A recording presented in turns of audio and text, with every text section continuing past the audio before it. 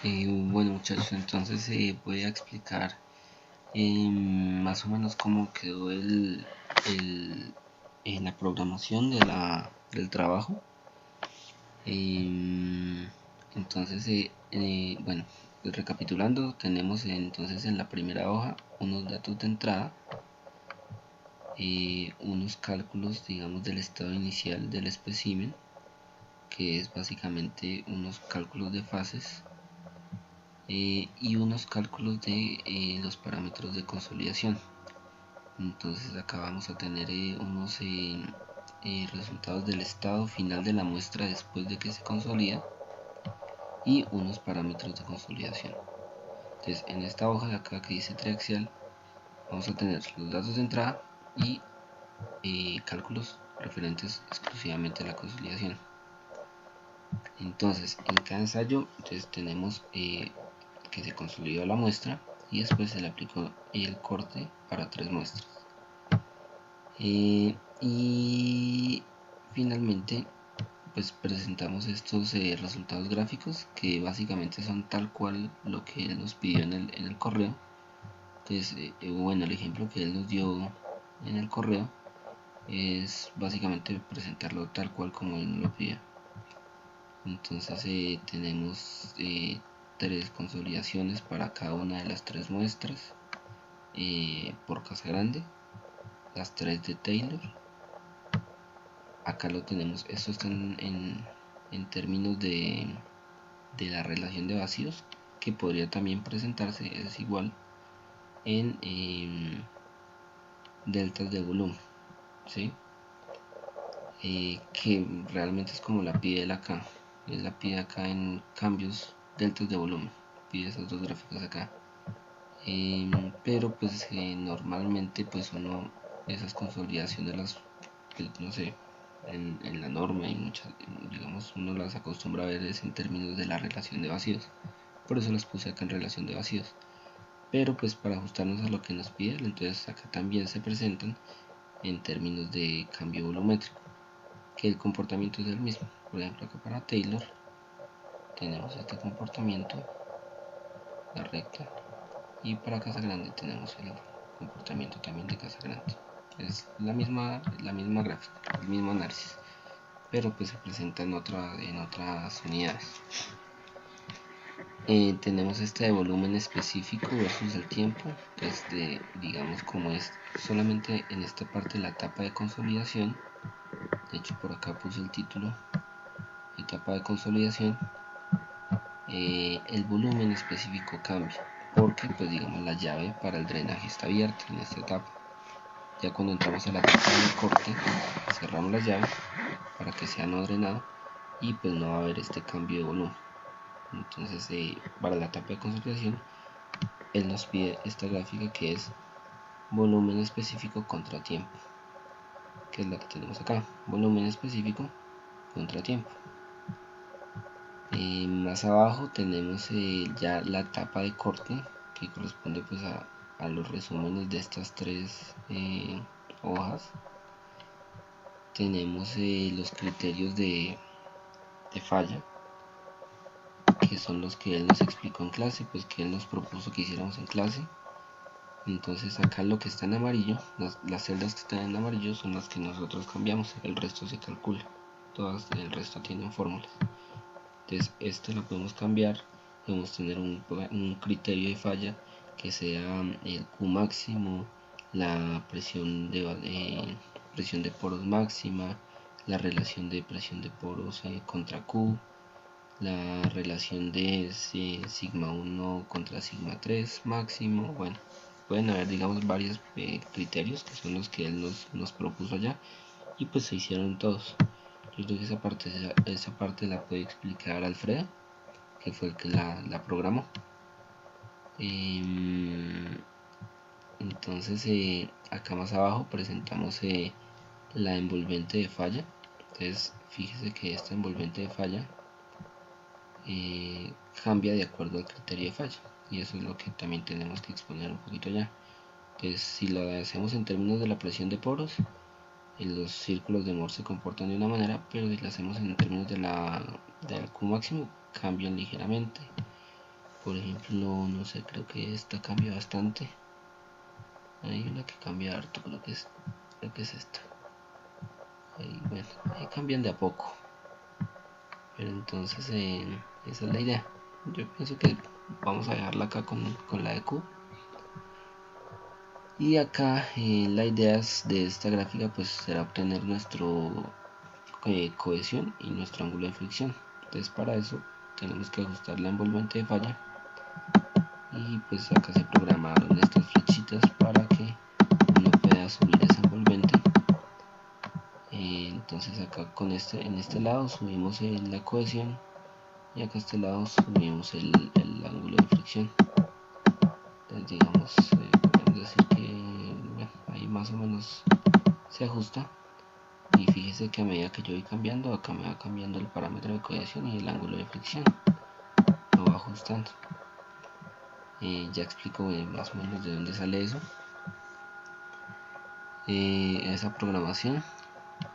Y acá es lo mismo, pero en términos efectivos, o sea, restándole la presión de poros. Si de pronto el ingeniero pregunta, bueno, ¿y esos botones de dónde, cómo los sacaron, de dónde salieron? Entonces le decimos que es como en esta pestaña que uno le activa en la configuración, que se llama macros o desarrollador, y acá uno le da a insertar unos botones adicionales, y pues ahí se insertan y se le programa internamente para que aumente en un rango u otro un valor. En este caso acá este se programa por la cohesión y este para el ángulo de fricción. Listo. Las otras gráficas que presentamos son pues tal cual las que nos pidió acá, que serían estos parámetros de la etapa de corte, que son los parámetros del estado crítico. Y bueno, pues eso sí son gráficas básicamente. Estas cuatro son las más importantes, las otras son gráficas, las demás gráficas son hartísimas, pero estas son las que pues él explicó en clase más, las del estado crítico son las más importantes. Entonces acá tenemos la línea de estado crítico punteada, que sale de la curva P versus Q, bueno, Q versus P, y acá obtenemos el parámetro M, que es la pendiente de los máximos valores, que pasa por 0, 0 siempre. Acá estos rangos de acá a acá del esfuerzo promedio son estos rangos que se dibujan acá. Como el ensayo no drenado, entonces la muestra se devuelve acá en su esfuerzo promedio. Su esfuerzo promedio va disminuyendo a medida que va aumentando el desviador. Entonces como no drenado, el volumen específico no cambia. Entonces esto se mantiene constante mientras esto se devuelve, mientras el esfuerzo promedio disminuye. Acá lo graficamos en escala normal, algebraica, y acá en escala logarítmica. Entonces de esta gráfica de la escala logarítmica podemos obtener estos parámetros, que son lambda, creo que se llama, que no me acuerdo cómo se llama, y n, que básicamente son la pendiente, que en este caso es menos 0.126. Ambas gráficas tienen la misma pendiente, ambas curvas punteadas, y los interceptos, que en este caso es para la línea de estado crítico es 2.28, y para la línea de consolidación normal es 2.35, pero pues ambas comparten el mismo parámetro dependiente, que es 0.126. Entonces acá él hace un resumen, acá hacemos un resumen, donde el parámetro m cuánto dio, lambda cuánto dio, gamma cuánto dio, n cuánto dio, y acá hacemos una correlación de cuánto es el valor de C sub C y C sub R. del coeficiente de compresión en consolidación edométrica. Entonces es una correlación que es 2.3 por 2.3 por, vale, se me olvidó acá, por m, si mal no estoy, por, por 2.3 por lambda. Y esta es otra correlación para C sub R, el coeficiente de recompresión, que la sacamos de este libro. Por ahí Roldán la encontró en este libro, que es 0.15 veces el C sub C. Listo. Y lo otro pues ya son gráficas de gráficas.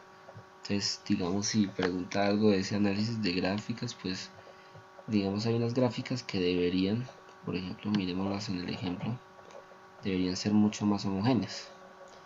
Por ejemplo, esta, las tres curvas deberían ser muy parejas. Igual esta también, las tres curvas deberían llegar casi que a un mismo punto. En nuestro caso no pasa eso. Digamos, acá esta gráfica, estas dos sí son más o menos homogéneas, pero esta sí se sale. Igual en esta, este de acá también se sale del comportamiento. Igual acá. Siempre en todas las gráficas, uno lo que puede analizar ahí es que la muestra tiene un comportamiento un poco diferente a las otras. Entonces una de las conclusiones ahí es que puede que esa muestra esté preconsolidada. Esa muestra, digamos, es un poco diferente porque el confinamiento al que se sometió es muy bajito, entonces no alcanzó el esfuerzo de preconsolidación y pues a lo largo del ensayo pues no se comportó como las otras, que puede ser la razón, pues en caso de que pregunte algo de ese estilo. Bueno, y pues ya, pues estos sí ya son gráficas que tal cual como las pedí acá se hicieron. Entonces él pedía, por ejemplo, acá graficar sigma 1 sobre sigma 3 versus la deformación axial, y ahí se graficar tal cual. Ya ese análisis pues toca, yo pienso que ese puede ser una conclusión buena, la de la preconsolidación, en caso de que pregunte. Y ya. Y estos últimos gráficas son los parámetros de rigidez, que básicamente son el módulo de elasticidad y el módulo cortante, que se sacan a partir de este modelo hiperbólico. Entonces el modelo hiperbólico dice que al graficar estas dos variables y obtener el punto de corte de esa regresión, el inverso de ese punto de corte es el módulo de elasticidad, que es más o menos lo que yo tengo acá. Entonces tengo la intersección del punto de corte de esa gráfica y pues el inverso, que sería 1 sobre ese punto de corte, sería nuestro módulo de elasticidad. Y para el módulo cortante es lo mismo, pero este es graficando sobre Q y este es graficando sobre presión de poros. Y bueno, pues así se obtuvieron los módulos. Y acá pues hacemos más o menos un comportamiento del módulo secante, que básicamente el módulo secante es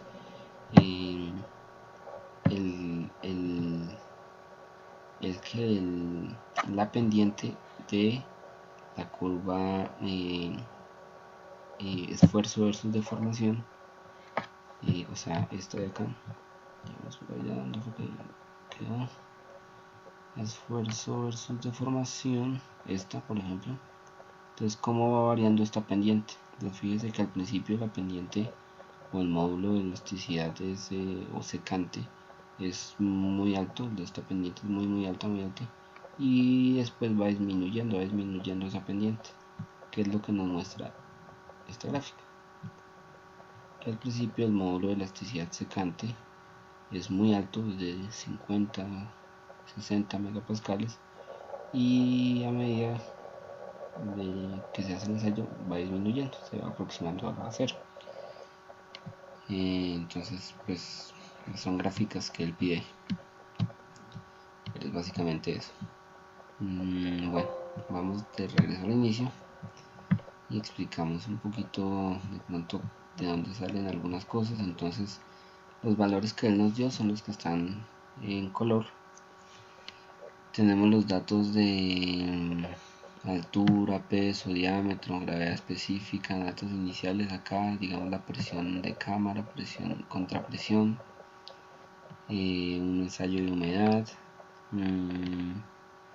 y unos datos finales de cuando se sacó el espécimen, la muestra. Entonces digamos acá datos importantes, quizás el peso de sólidos que se saca de esta fórmula. Acá creo que lo había anotado. Peso de sólidos, peso total igual a 1, y peso de sólidos igual a peso total sobre la unidad más 1. Volumen específico, que es volumen total sobre volumen de sólidos, que está por acá. Volumen total sobre volumen de sólidos. Cambio de altura, que son estos cambios de cómo cambió la muestra durante la etapa de consolidación. Entonces acá nos dice que es la altura inicial por la deformación axial, la deformación unitaria axial, perdón. Y ¿qué más hay por acá? El confinamiento antes que salía por acá, el confinamiento, que es la presión de cámaras menos la contrapresión. Bueno, eso sí, pues es fácil. Y bueno, y acá al final estos parámetros de consolidación, que es lo que voy a explicar. Entonces en estos parámetros de consolidación los sacamos de cada uno de los ensayos de consolidación. Entonces acá en amarillo tenemos los ensayos, los datos que nos arroja el equipo, y en verde los cálculos. Entonces tenemos el tiempo, nosotros consolidamos la muestra a un esfuerzo constante, que básicamente es el esfuerzo que se le aplica menos la contrapresión, mejor dicho, un confinamiento diferente. Para la primera muestra fue 100, para la segunda muestra fue 200 y para la tercera muestra fue 400. Entonces estos valores se dejan, pues el equipo los debe dejar, los controla para que estén más o menos constantes durante todo el ensayo. Igual la presión de la contrapresión. Tenemos este registro que es el volumen de agua que sale, que drena la muestra, que nos va a ayudar a determinar el cambio volumétrico, básicamente eso. Esta lectura de carga de la celda, que no nos sirve en este caso, no se utiliza para nada, y la presión de poros, que pues tampoco es muy importante por acá. Esta columnita ya ahorita la explico para qué nos sirve, entonces saltémonos. Entonces, ¿cuál es el objetivo de esta consolidación? Es obtener estas dos curvas, que son la curva de consolidación de Casagrande y la curva de consolidación de Taylor. La idea es obtener un parámetro que se llama C sub B, que es el coeficiente de consolidación, que se obtiene a partir de estos dos métodos, el de Casagrande y el de Taylor. En ambos métodos vamos a graficar la relación de vacíos o el cambio volumétrico en algunos casos, pero en este caso lo trabajamos con la relación de vacíos. Estas gráficas de por acá, omitámoslas, no, digamos que se hicieron ahí, pero no son importantes. Las importantes son estas. Entonces graficamos la relación de vacíos en Y y el tiempo para Casagrande en logaritmo. Para Taylor es la relación de vacíos también, pero la raíz del tiempo en escala normal. Entonces este es el objetivo, y ya vamos a ver por dónde cómo llegamos allí. Entonces, pues como lo que tenemos que graficar en un eje es el tiempo, pues en minutos, entonces vamos a convertir el tiempo en minutos, y en el otro caso a raíz del tiempo, que son los 2 metros, lo que nos piden. Para obtener el otro parámetro, que es la relación de vacíos, entonces necesitamos saber los volúmenes. Entonces acá nosotros tenemos que el cambio volumétrico va a ser el volumen de agua que sale, que drena la muestra. Pues como el equipo nos permite medir el volumen que va drenando de agua, ese es el volumen que está cambiando la muestra. Entonces acá lo tenemos nosotros en milímetros cúbicos, y acá lo podemos dejar en milímetros cúbicos también, que sería la diferencia entre el volumen que salió en el tiempo de lectura menos el volumen que salió pues en el tiempo de lectura 0.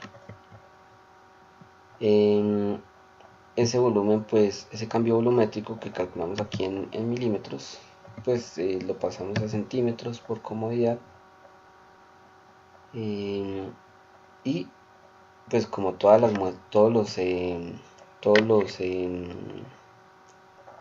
las mediciones de la muestra inicial, digamos antes de meterla al equipo, las hicimos con un calibrador y las registramos en centímetros por acá.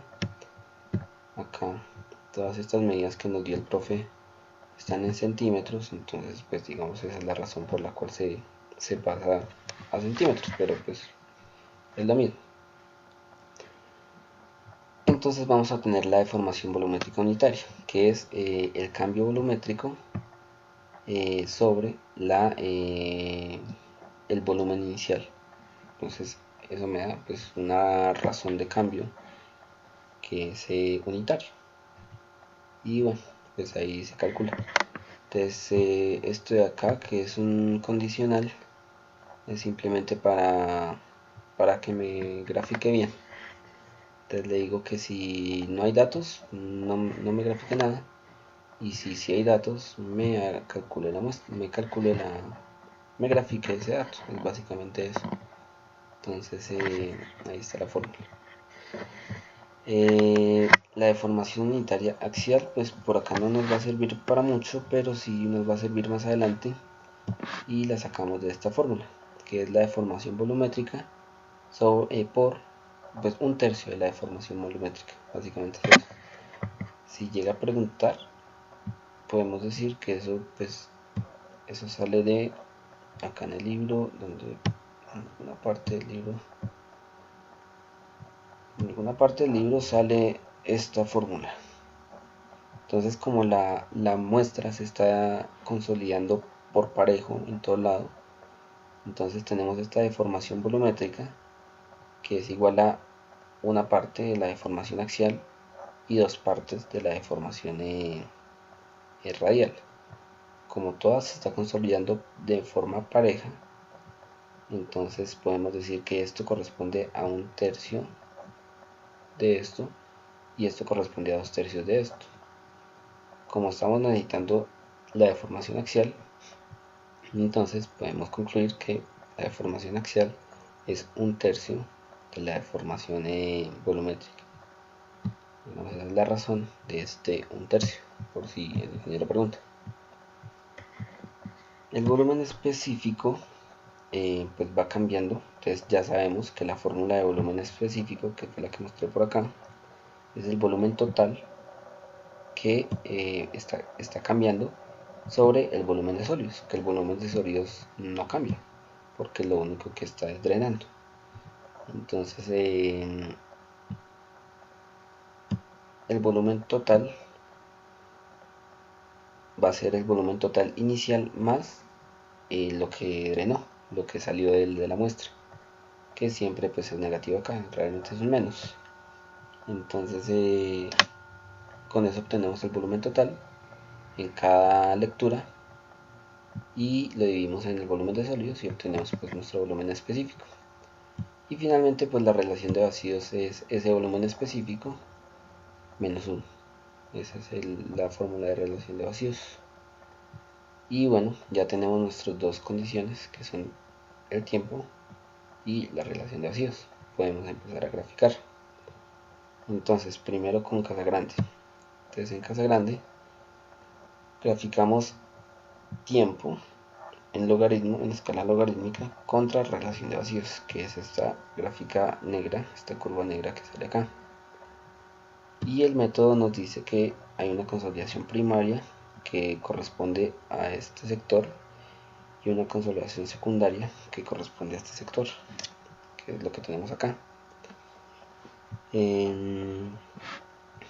Entonces lo que yo tengo que hacer es una regresión de este comportamiento y una regresión de este comportamiento. Entonces, ¿cómo hago esa regresión? Entonces, de pronto el ingeniero pueda que pregunte. Entonces, pues eso es, digamos, es un criterio que yo tomé pues para poderlo programar. Digamos, el método está diseñado para hacerlo a mano. Uno trazar una tangente acá, una tangente acá. Pero para programarlo, el criterio que utilicé es que, bueno, acá tenemos que hay unos deltas. Podemos decir que la diferencia de relación de vacíos entre este punto y este punto es pequeñita. Acá aumenta, acá aumenta, acá este delta aumenta más, acá este delta aumenta mucho más, por acá también sigue grande, y por acá cuando llega a la consolidación secundaria es pequeñito. Ya estos deltas son muy pequeñitos. Entonces quiere decir que en este sector tenemos los deltas de relación de vacíos más grandes. Entonces yo puedo buscar esos puntos, puedo identificarlos, digamos, a la hora de programar. Entonces si yo hago un delta de la consolidación, un delta de la relación de vacíos, perdón, entonces puedo obtener el valor más alto, puedo buscarlo. Entonces hago esta tablita acá simplemente para poder graficar eso. Entonces, ¿cómo lo hago? Entonces le digo acá, búsqueme el valor más grande, el segundo mayor, no es el mayor porque a veces el mayor es un error. A veces, pues por lo menos en las consolidaciones unidimensionales siempre es error. Entonces dejé que me busque el késimo mayor, o sea el segundo mayor, o sea no 30 sino 25, que sería por acá un punto en este sector, y el tercero más grande. Entonces con esos dos puntos, que puede ser, no sé, este por acá y otro por acá, entonces con esos dos puntos ya puedo trazar una recta. Como la trazo, entonces busco los dos puntos, el tiempo y la relación de vacíos. Entonces acá le doy un buscar B y busco esos dos tiempos y calculo la pendiente de esos dos puntos y el intercepto. Entonces tengo una gráfica, una ecuación lineal, pues digamos en escala logarítmica. Por eso acá le pongo el logaritmo natural cuando pongo el intercepto. Entonces tengo esa gráfica lineal, puedo graficar una nubecita de puntos acá, que es la que pongo acá yo en casa grande, que es básicamente que me tome las relaciones de vacíos y que me tome el tiempo y me dé la relación de vacíos correspondiente para esta pendiente y para este intercepto. Entonces ahí en esta línea azul estoy graficando esta relación de vacíos con estos tiempos. Y ya. Para la consolidación secundaria es lo mismo. Entonces acá el criterio cambia, ya no me interesa qué tan amplio sea este delta, sino que por acá en los últimos, me interesan es estos últimos datos. Entonces le digo a él, acá consolidación secundaria, que me busque pues el tiempo más alto, o uno de los tiempos más altos, el quinto más alto se me dio por poner, el quinto y el décimo, sé yo. Y me busque la relación de vacíos correspondiente. Simplemente es buscar dos datos acá al azar, o no al azar, digamos que estén dentro de este rango. Acá tenemos por lo menos unos 30 datos, entonces le dije yo que el 5 y el décimo último, y me va a buscar esta pendiente. le digo que me diga cuál es la pendiente. Es una pendiente muy pequeñita, casi cero, una recta casi horizontal, y el intercepto, y listo. Ya teniendo estas dos rectas, puedo obtener el punto de intersección de esas dos rectas, que lo hago acá igualando las dos rectas. Entonces me dice que el punto de intersección es en 336 con 0.75, que es por acá, 336 con 0.75, que corresponde a un D100 o T100 en este caso, pero lo que nos interesa en el método es un T50.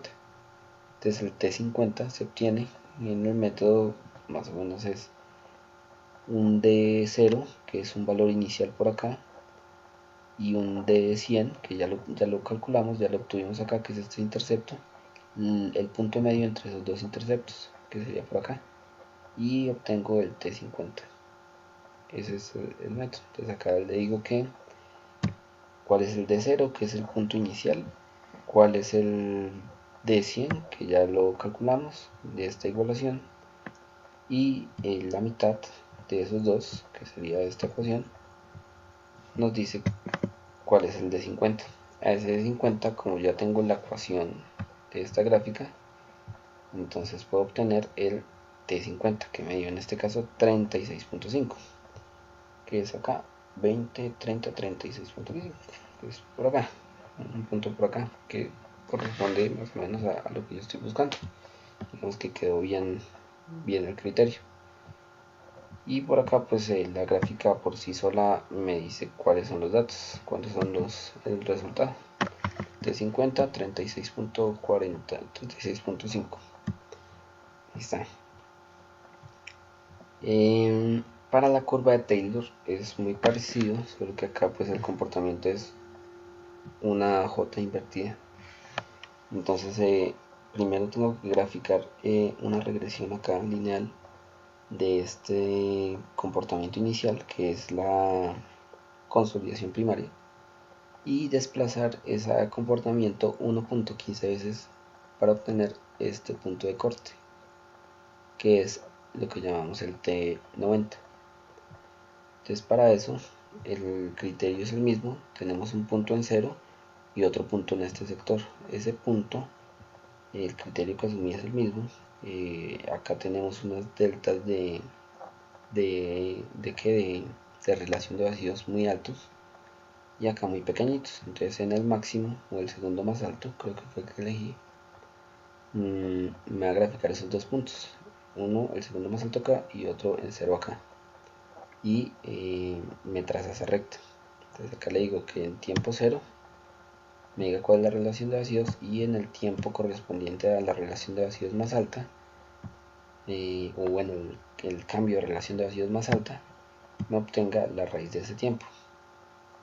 Y pues igual grafico, obtengo la pendiente, obtengo el intercepto y grafico esta línea roja, que es básicamente desplazar lo que les decía, 1.15 veces esta línea azul,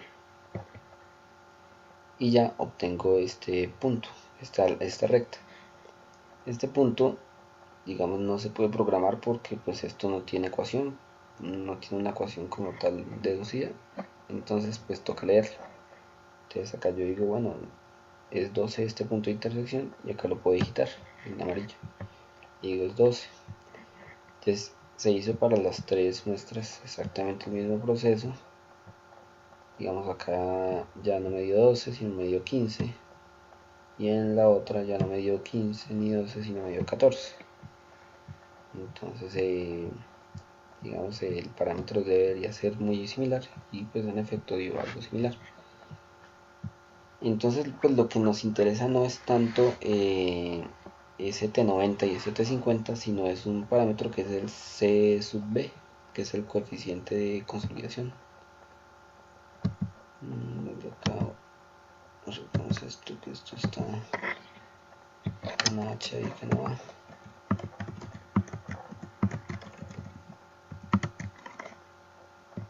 Listo.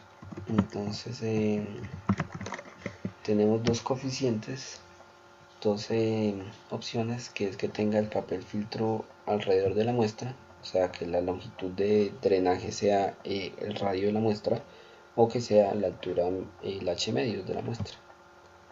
Entonces si lo hacemos por Taylor, perdón, por Casagrande, obtuvimos un valor de 0.27 centímetros cuadrados sobre minuto